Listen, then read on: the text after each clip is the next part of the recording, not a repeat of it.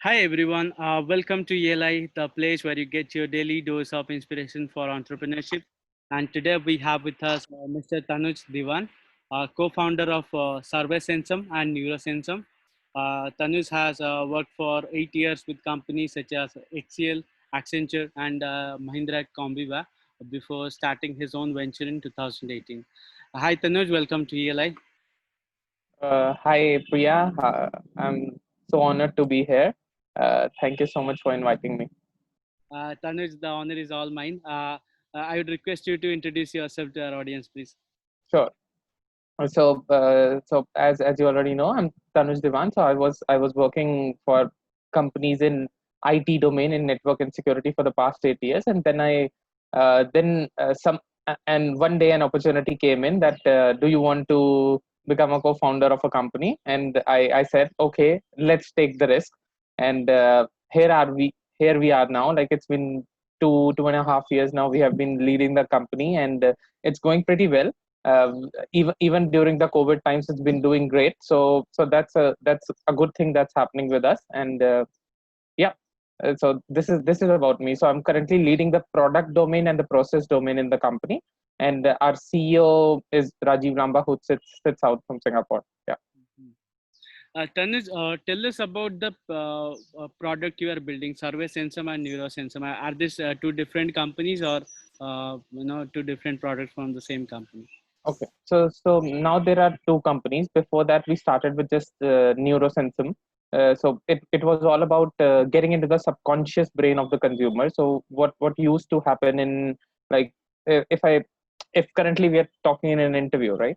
And I'm speaking with you, and if you ask me how would I rate you in terms of the ELI thing that you're doing, right? And if I'm in front of you face to face, I would always say 9 or 10 if I'm doing on a 1 to 10 scale, right? So but what used to happen with companies like Coke or any Uber, Ola, you can compare it with anyone. So whenever they launch any advertisement, they always go to their consumers, their would be consumers or previous consumers, that whether you like this ad or not, and whether you're going to purchase something after seeing this ad. So they would always give a rating of on a scale of 1 to 10, 9 or 10. Because if you talk about Asia, people are not that frank that even if they don't like something, they'll give you a 2. They never do. So what happens, every ad was given a rating of average 9 to 10. They were using like 400 consumers to ask their feedback, but it was always 9 and 10. And when they used to launch the products, it was like it would never go off, the sales would never go off, and that's what they wanted more revenue, but it was not coming in. So that was the main problem, that people were not telling them the truth. So that's how, when what we got, that why can't we get into the subconscious brain of the consumer, that whatever he's thinking inside, we know that. So that's how the idea came off of developing an algorithm which can read consumers mind when they are watching that video. So that's how the company began. And once we launched it, like, we were not getting initial users to test it. Like Coke would never say okay, I'm going to try something that new that is coming in. So we had to go out to our target market, which was a little bit low at that time, like going to medium enterprises instead of large enterprises. Then we showed them the value of this product, like how sales went up when they actually tested this ad using neuroscience. And after 1 2 3 initial consumers, then it hit the market, right? That's how the journey started. So it took us like 4 or 5 months to get 2 or 3 users, I would say, the companies, the brand, to trust this neuroscience capability. But once it started kicking in, then it's like the growth. So that's how the journey began for Neurosensum. And this was all, we launched that only in Indonesia, and for only FMCG companies who do a lot of advertisement testings. And after that, then the idea came about Survey Sensum. When we used to go to banking domain, we used to go to e-commerce domain or financial domains, they used to say that we need something which can give us real time customer feedback. And not only that, if people are commenting, that if you ask someone an NPS question, how likely you are to recommend a company to friends and family, and then you ask them, why did you give this rating? So if we talk about banking, there are like 20 25,000 people actually giving you responses of open ended data. Now how do you convert this open ended data, which is text feedback, which is also there in social media, and summarize for your clients? because if you don't summarize, there you can hire like 10 people just reading each and every comment that is going on social media or the text feedback that you're getting from these surveys, and you won't be able to get summary of it. So we wanted to build something using machine learning who can summarize this text data so that companies can actually use it and make that text data also actionable, that what are your consumers actually asking you from. So that's where the concept of service and some came in, getting feedback and then analyzing it and making it actionable. Okay. So these are the two companies or two different companies which are running in. One only focuses mostly on FMCG, and this one focuses mostly on currently focusing on the small enterprises. But the future is going to banking, like ICICI Bank, City Banks of the world. These kind of people actually. That's the main goal. Yeah. Okay. Speaking of future, as one of the top marketing leaders named Rory Sutherland, he says the future or next revolution will be about psychology, psychological revolution. We are going to witness in coming days, not technology revolution or not industrial revolution. Right. So the kind of work you are doing is really cutting edge. Now, would like to ask you. There are a lot of innovations happening around in this particular industry we are operating in. I think Elon Musk is doing a lot of things with Neuralink and getting a lot of hype of the market. Can you tell us what are some of the really innovative things happening in the industry, and how our entrepreneurs, young minds, can enter into that field? So currently, there are two industries that I'm completely following. One is education tech. Giving an example of a company which is really new and doing really good is White Hat, right? White Hat Junior. They have been recently Byju's bought them, right? Hmm. So they are doing building coding for students who are like in fourth grade, fifth grade, and sixth grade. So this is something that I'm really that's an innovation, like, so making people code that, and they're using coding through UIs. They are not even actually coding using the programming language, because then it's easier for kids to do that. So that's one thing that I think it's a really good educate like innovation. And the second is health tech. So health tech startups like uh, I'm mostly focusing on Indonesia. That's why I know there's a company called Hello Doc, and then there is something in India as well, like Practo, Credi Health. So people like these, they're they're going into like video consultations, because during the COVID, people were not able to reach out physically to the doctors, right? And they made it video consultations as a part of health, that you can stay at home and get the consulting and stuff, right? So these are the two things that I currently focus on in terms of innovation. Like I currently follow actually, and the other part is would be the time that I get. I totally focus on what my company has to offer. So Okay. apart from these two, then the third focus definitely. I mean, the most focus goes on to what I can innovate as a company, which can help my users. Hmm. Okay, I see. Okay, now coming back to the usual questions, I would like to ask, tell us a few of the experiences that you've went through in your initial days of entrepreneurship, like how you started, how you got your first customer, and how did you raise funds? Okay, so we'll start with how I raised funds, how we raised funds. Okay, so we actually we went to each and every family member there is. So because you cannot like actually get money that easily from the investors, right? So you first have to uh, start something small, then only they'll trust you, right? Because they are also putting in money, and they can't just put money on the idea. They want to know if you can actually do it, or it's just an idea, right? So we started with kind of angel investments. We got the money from our families and friends. That's how we got our first money when we started. And then we reached out to angel investors. So there's something that people in entrepreneurship don't know about, is what are angel investors? Angel investors who initially put some money in your company, right? And so there is a company called Angin in Indonesia, because we were doing Indian, and there is something in Angel List or Angel India, something in India as well, where you can reach out to angel investor, and they'll give you money when you have some kind of product, a small product where you maybe you have couple of users using it or something, but they see a brilliant idea, they see a brilliant team that you have, and they'll put some money and take some shares from you. So that's how we started. So that's how we got our first money, family and angel investors, not the proper investment firms. And the second thing, how we got our first customers, first 4 months we didn't get anyone. So we waited, we pushed hard, we we didn't do marketing at the first time.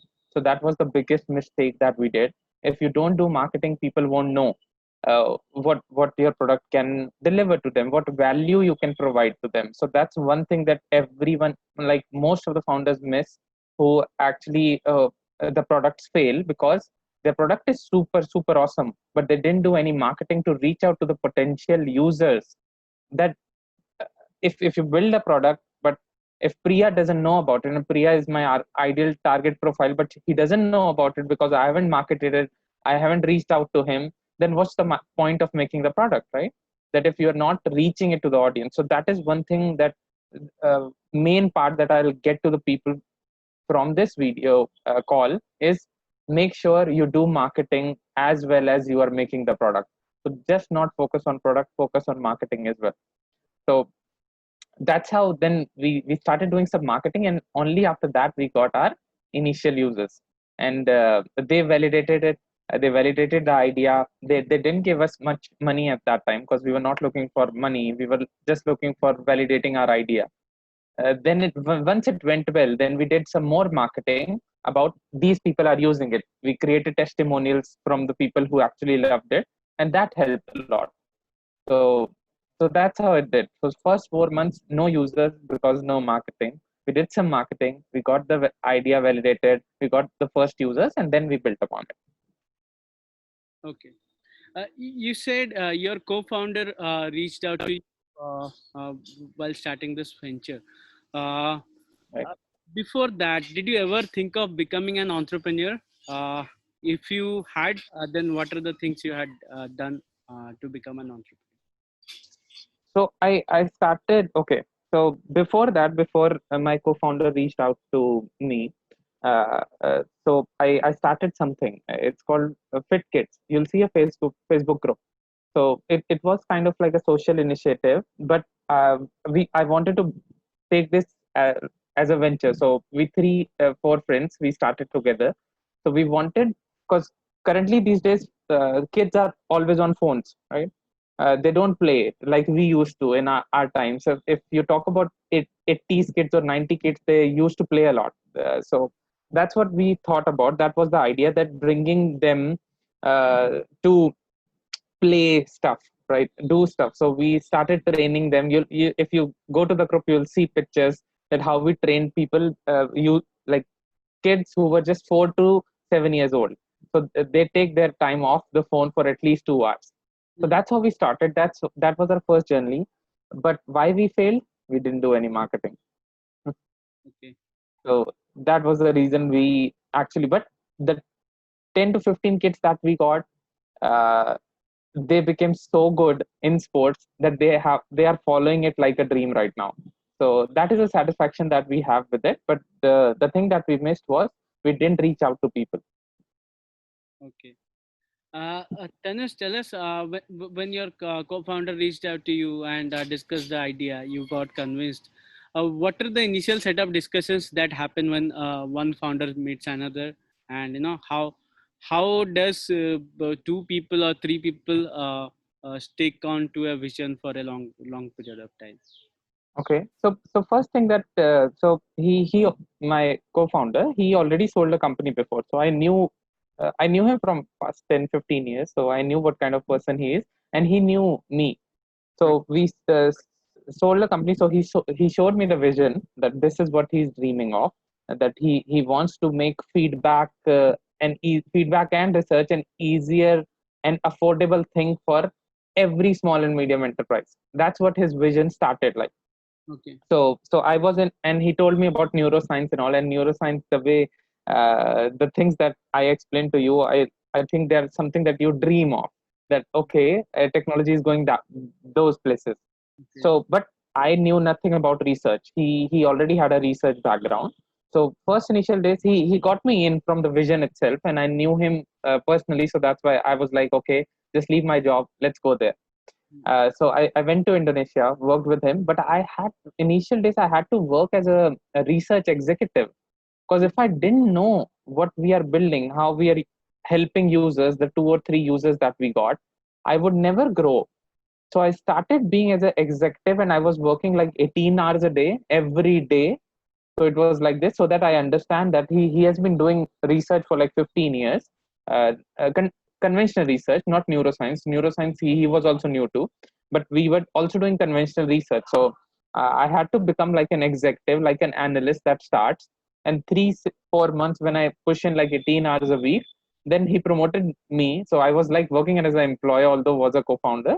Uh, he promoted me to be director, that I lead 4 or 5 teams of research, and in just 4 months I could do that only because I was putting that much effort.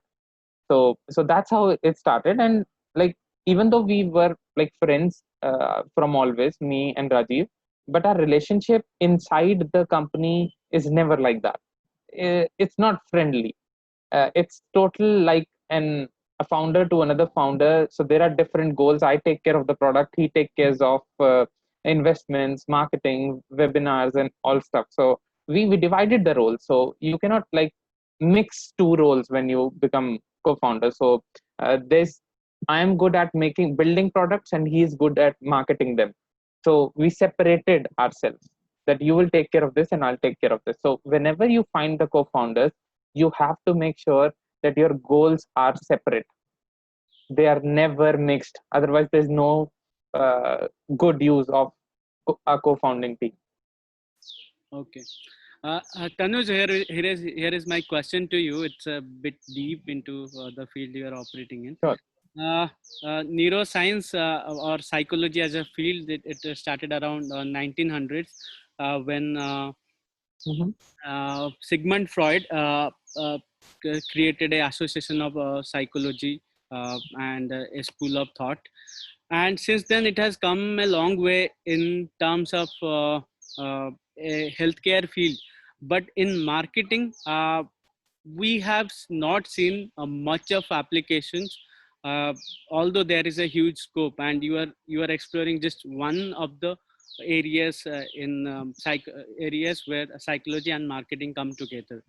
I would like to Right. ask you, what are some of the other areas that are yet to be explored in the field of psychology that can be applied in marketing? Okay. So a good question.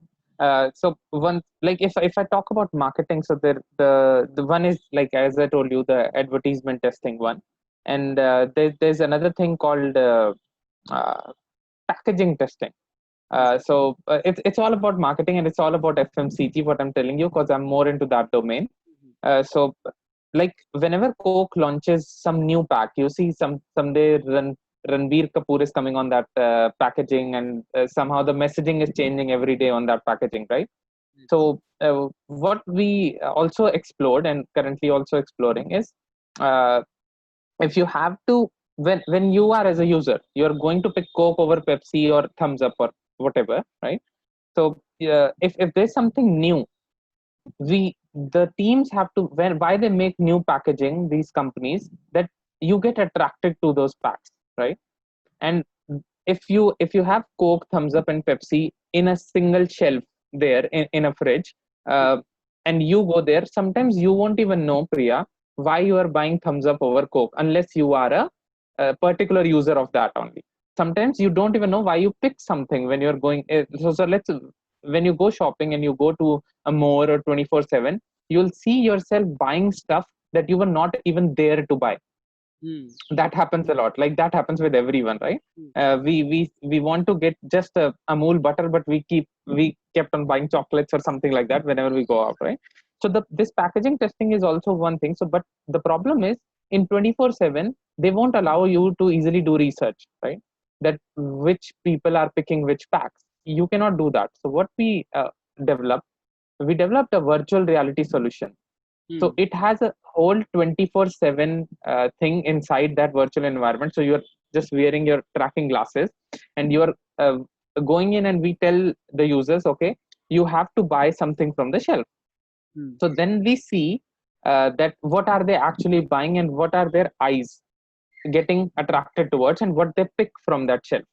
So Okay. that's a kind of something, because it's really difficult to get 24/7 to allow you to do research. So we created a virtual reality environment for that.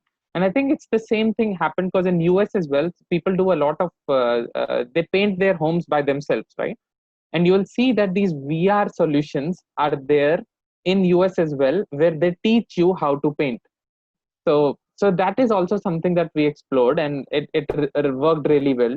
So so this is like most about this marketing only in this stuff. So getting into the subconscious brain, that why you buy whenever while you were not even there to buy this stuff.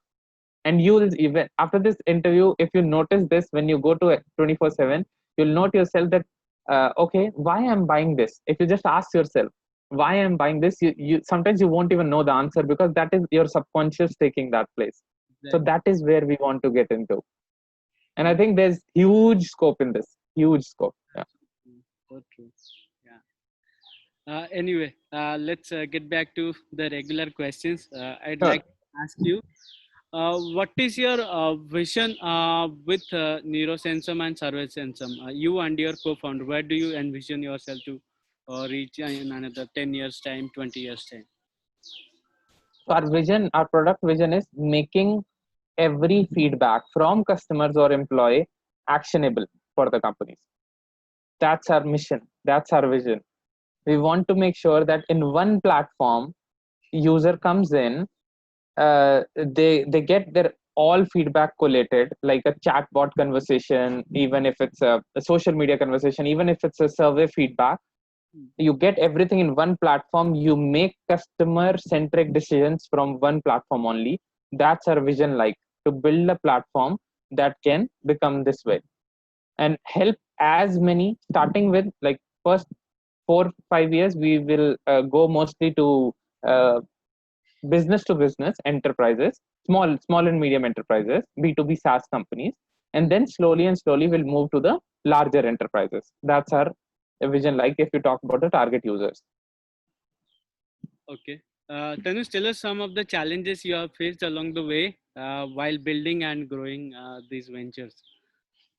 Okay, so in terms of neurosensum, we faced different challenges because neuroscience was a new domain. So our challenge was to get people educated, to get them educated that how neuroscience works, how it is helpful. So we had to do a lot of webinars and stuff to educate people. And now most of the companies in Indonesia know what neurosensum is and what they are. Their technology is totally different from normal conventional research. So challenge was their education. Hmm. In terms of service and some, because we all of me, Rajiv, and other people that we had, nobody had a tech development background. So Hmm. Service Sensum is a SaaS company, right? So nobody had a tech background. What mistakes that we did? First, uh, instead of making a small valuable product, we thought about making a product which has thousands of features. Okay, and you know what?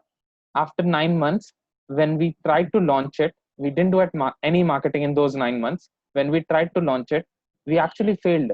Nobody used that product Okay. because it was so complicated. We built something which we didn't validate with our users, right? And we kept on building it. So that was the most, I would say, the most biggest mistake that we made. And then we had to start from scratch. So we had to really 9 months, all the money that we spent was total waste. So then what we had to do, we started building MVPs, minimum viable products. So instead of making a huge product, we targeted our buyer persona. We created our user persona and buyer persona, like who our users will be, who our buyers will be exactly. We spoke with them, took interviews with them, validated the idea before making it.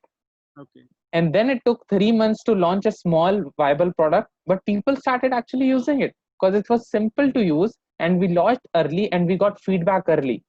So that is one mistake people make. They think about making a product with 1,000 features and then launching it. No, don't do it. Mm. Create something which gives minimal value to the user. Launch it, get feedback, iterate. Okay. So that was the biggest challenge that we got, biggest mistake that we did. And also we didn't do any marketing. So Mm. I'll keep on telling this to every tech entrepreneur. Please focus on marketing the same way you are doing it on product. Otherwise you will fail, or it will be a very very slow progress, and you'll run out of money. Okay. Since you rephrased marketing so many times, can you tell us some of the innovative ways to market your product that has just hit the shelf or maybe in the prototype stage? So what you need to do, first of all, you'll have to set up some goals. Set up goals and timelines with them. So if you don't, so that is also one thing that I'll always focus on: setting up goals and measuring them, measurable goals. If your goals are not measurable, there's no point. So let's suppose someone is making a B2C product, like a health tech product. So now you have the idea, you have validated it with the user, right? You have your target audience pretty nailed up. Hmm. Now how do you start marketing it, right? So let's suppose you have to launch 3 months down the line, right? You know the user pain point because you have taken interviews with them. We'll talk about this at the end as well. Hmm. Just launch few ads on Facebook or Instagram or Google, wherever your target market is there. Hmm. Hit them on their pain point and ask them to subscribe even before you launch the product. Ask them to subscribe that you are launching this product 3 months down the line. Hmm. Set up a target that I want 1,000 users. Okay, so then you'll have to reach out to minimum 20,000 people to get to those 1,000 users subscribing, right? Set up a target, and then once you launch it after 3 months, at that time you will have at least those 1,000 users testing your product, validating your idea. This is something that people miss. Hmm. After the validation of prototype, you should start marketing instantly without spending too much money, because that's what happens when you start as an entrepreneur. Just spend 1,000, 2,000, or 3,000 rupees on Facebook, Instagram ads, make 3, 4 infographics, try it, and try it which things people get to subscribe. And if they subscribe, that's where you have like kind of like hit the jackpot with marketing. Okay, this is something that works. Now I have to grow it. As the money keeps on coming to me, I'll keep on growing this part of marketing, because initial only 1 or 2 channels for marketing will work for you. Not everything will work for you at once. So that's what my idea would be for any new entrepreneur. So, if I may rephrase, what you are trying to say is you do marketing from day one, even market your idea. Product is at a later stage. Yes, you market your idea. So what you do, as soon as you have an idea and you have validated with some internal, some users. So some users, I mean, you know your target audience pretty well. You take interviews with them, you show them the idea, then you create the prototype, you show them the prototype, initial 10, 15 users, and make sure that they are not your friends.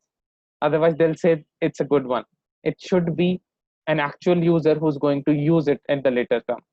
Okay. Validate the idea, they like it, validate the prototype with them. Once the prototype is validated, for next 2, 3 months till the time you are going to launch the product, Hmm. start doing marketing. That's where you start doing marketing, after validating your prototype. Okay. So day one from validating your prototype, because making a prototype will take 2 to 3 months anyway, right? So start marketing when you have a validated prototype. Okay. Let's get into some funny questions. Tell Okay. us some of the interesting experience with fundraising, or maybe you can share some of Okay. the funny experience with investors, prospective investors. Okay. Okay. So I was like mostly fundraising when we started, because Rajiv already started fundraising even before we like actually launched in February 2018 the company. So I was involved in fundraising after like I learned something about research. So around June that year. We launched in February, around June that year. So the investor who came to us, like they were investing big time in Southeast Asia currently at that time, and also currently as well. Okay. And so they were talking about, like, they knew at that time Service Sensum was just an idea, and Neurosensum, because Neurosensum, the amount of money that people have to spend, they're mostly enterprises. If I talk about Neurosensum, that focuses totally on enterprises, large enterprises, 50-60 customers we work with, and that's enough, because they like it, they keep on giving us more business. Okay. For Service Sensum, it was more about scalability. For Neurosensum, you'll have to get research people everywhere, because it's not a platform.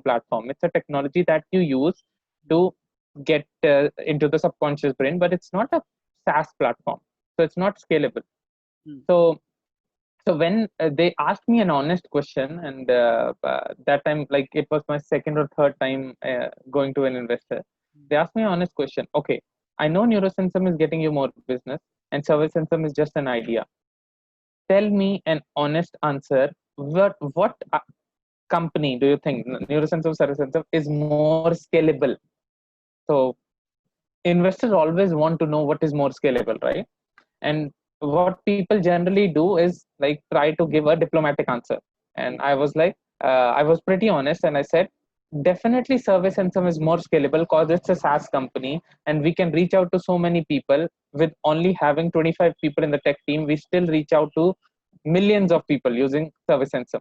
And he laughed at that time, and he said, I've never seen an investor so honest like that. And eventually, after 2-3 months, they invested in us. So that was a funny story. And then there are so many different stories where investors rejected us, but I think that's a part of the process. So if you go to 200 investors, of the rejection experiences.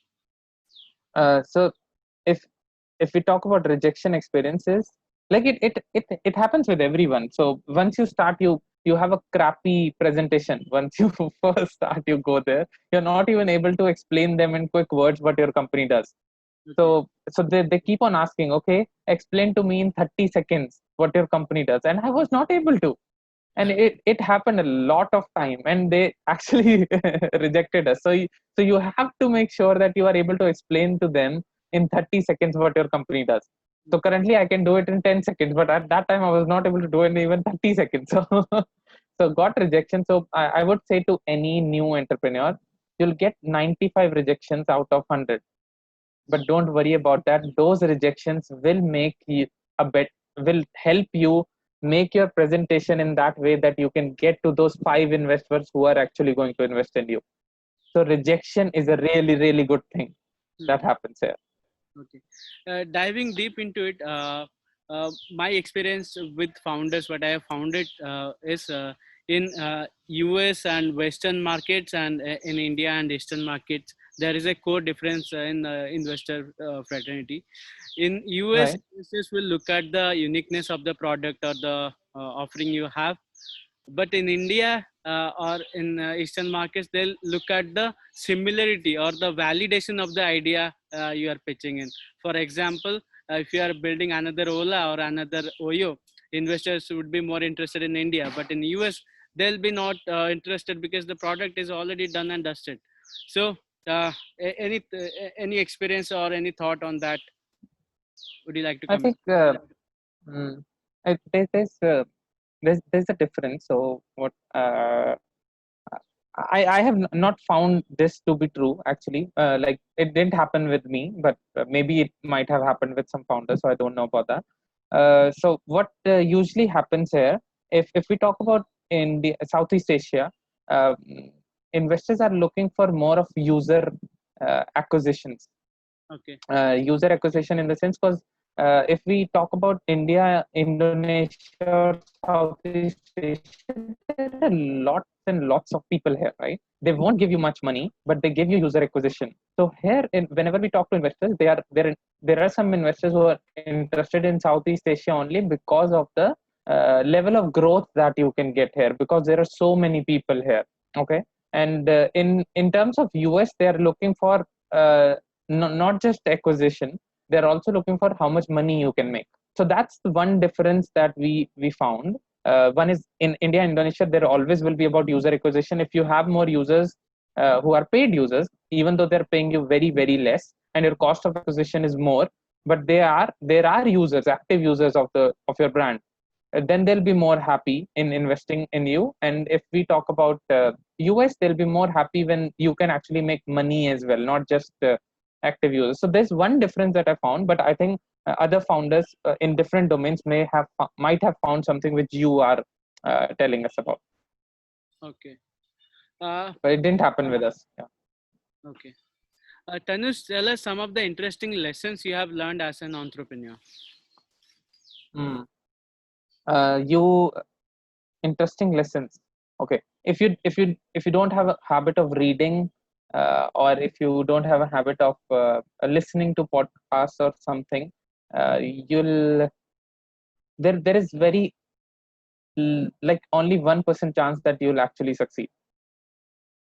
Okay. People don't actually read or listen to podcasts. This is something, if people are sharing their experiences with you, Okay. please take those experiences and learn, and just keep on learning. So for me and for Rajiv and for every other founding team that we have, we read minimum 3 to 4 books in a month, mostly about the journey that we are in. So let's suppose I want to make a brilliant product, and I would read product books, 3 or 4 product books about the journey that I'm currently, or the challenge that I'm currently facing, that getting to product onboarding, user acquisition. So it depends on what is the actual goal of the company at that time. Like for now, for Service Income, our goal is mostly user acquisition. Okay. So we're not focusing that much on revenue. So our goal is clearly set, that currently we have to make active users of the product. Hmm. And after 1 or 2 years, we'll focus more on revenue when we are in like a total growth boom stage. So the lessons are, make sure whatever you are building, build it for the user. Don't think about, oh, this feature is going to give you that if the user has not validated it, don't build it. Number one. Second, start marketing from day one. So I'll keep on saying this, and these are the most important things, or more important lessons that we learned. Hmm. We built something with 1,000 features, it didn't work. We built something with 5 features, but they were asked from us by the users, and it actually worked. So so these would be the challenges, or learnings, you would say. Okay. Tanuj, we are almost up with the time, and perhaps my last question to you. Uh, how would you suggest our audience to start their journey as entrepreneurs? Okay, so just give me a moment. I would can I share my screen? Sure, sure. Yeah, please go on. uh, just give me a minute. I'm actually more of a Google Meet guy, so I can you enable it? Currently, I cannot. It says host has disabled screen sharing. One moment.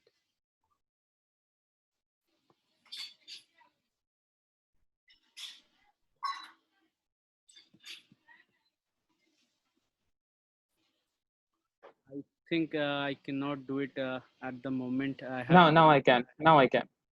Okay, okay. So I created a checklist. I think this will help people. The first one is from session, start with an idea. If you don't have an idea, then how to find one. A need that is currently not solved anywhere, or not in your location or country or your region, you would say. Uh, the second is, we can talk about this a lot as well, but let's just finish it.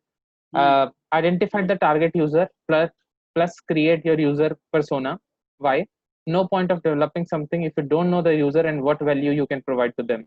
Because even if you build a great product, but there's no user to use it, what's the point of building it? Okay. Validate the idea with the user. Make sure they're not your friends only. So what people do, they get an idea, they just start validating only with their friends, and friends always approve of some things or disapprove of things. They can do both. Friends either approve, either disapprove, and the idea gets boiled down. So instead of doing that, go to an actual user who you think is going to use it and who's not your friend. Okay.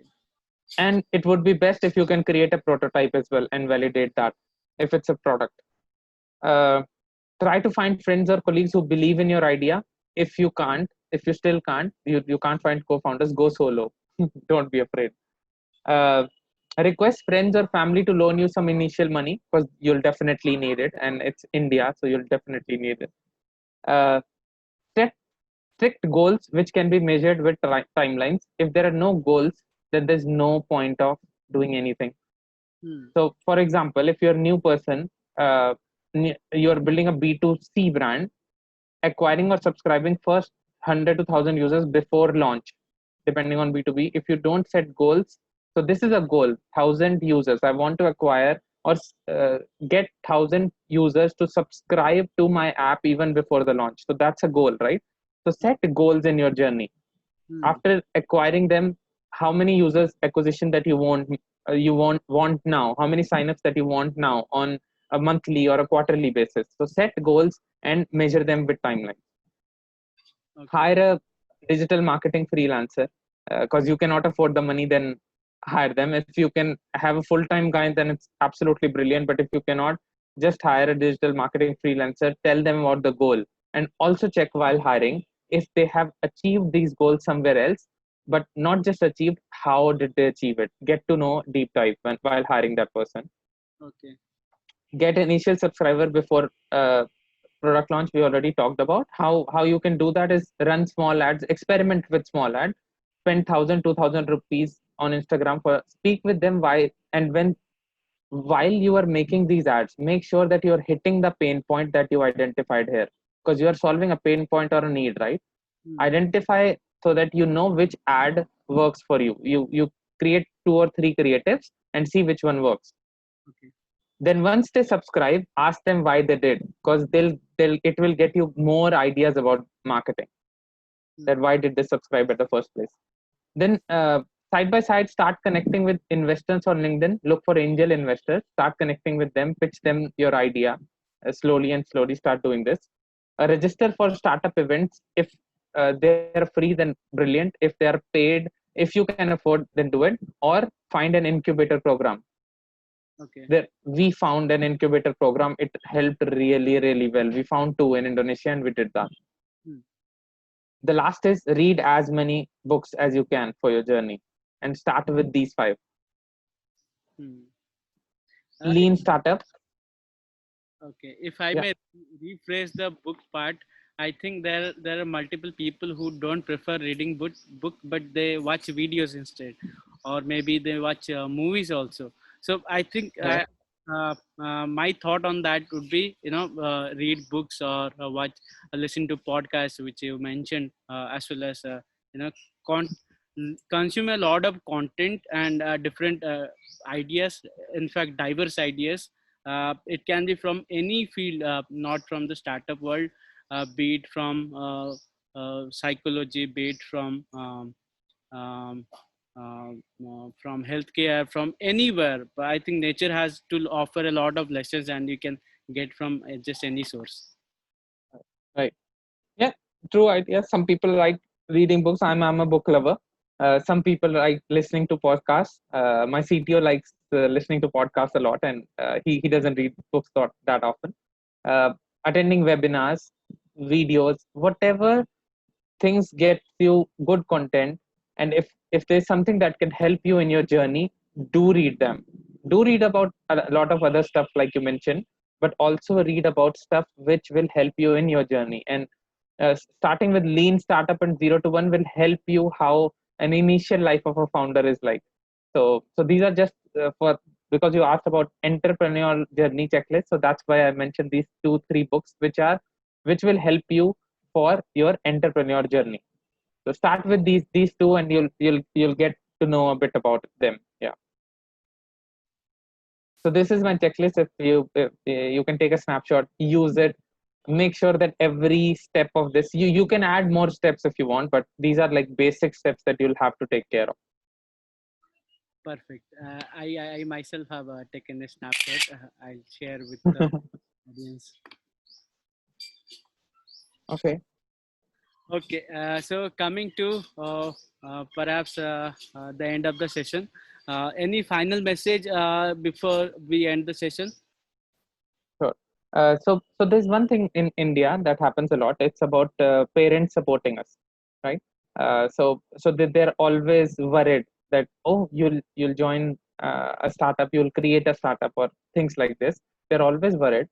Make sure when you are in college or if you are working right now, be that good at one thing that, like, let's suppose you're really good at coding, you're really good at marketing, so that when you join a startup or you when you want to make your own startup, your parents trust you that you are really good at this skill, and if it doesn't work out for 1 year or 2 years, you can eventually anytime come back and get a really good job from that skill that you have learned over the past.